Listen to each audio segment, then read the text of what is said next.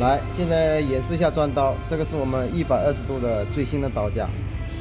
啊，这里有个卡槽，你看可以卡到这里的，卡进去呢，把这个不需要拆螺丝的，我们这个最新款的，只要这样松一下就可以了。啊，然后呢，它这个是可以调前调后，啊，这可以倒退的，这是可以倒退的。调到它合适的深度之后呢，把它打紧。就可以了，就这样可以了。然后这个下面也是可以钻刀的，正反都可以钻刀，包括上面还有一排刀。啊，这个是移这个刀梁很来回可以移动的，这可以拿掉的。拿掉的时候，我们这个机器会清爽一点。啊，也是可以换的。啊，这都是可以的。啊，这样非常的方便。啊，这是压钢丝的，刀钻在这里。然后看一下皮带。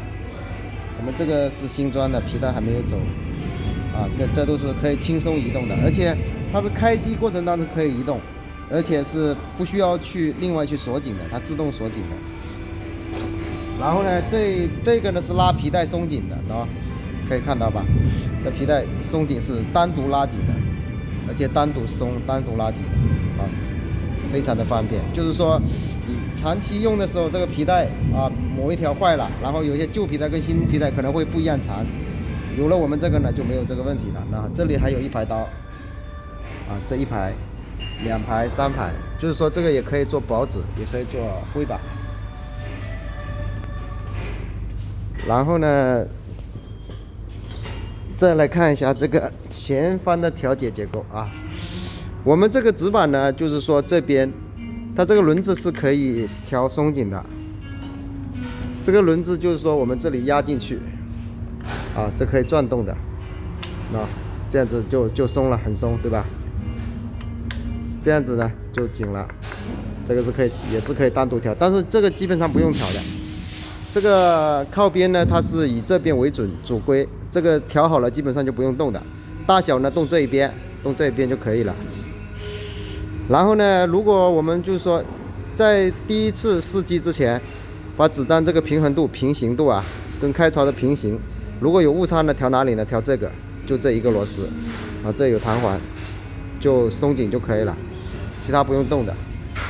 然后你看这个也是，这个是用来那个纸板翘啊弯的时候，它就放不平，就不好走，用来那个顶纸板用的，把屁股点高啊，这个非常方便，就一个螺丝，啊，反正这样都只要这一个螺丝就可以锁紧了喏 ，OK。这样就锁紧了啊，其他的都不用怎么调啊。这个是调纸张厚度的，这个是松开啊，这个有个轮子可以上下调。然后这个呢，这个呢就是说也可以调的啊。这个一般放在这个轮子上做，要么就放在这个上面，这也有个轮子，也放这个轮子上做啊，就可以了。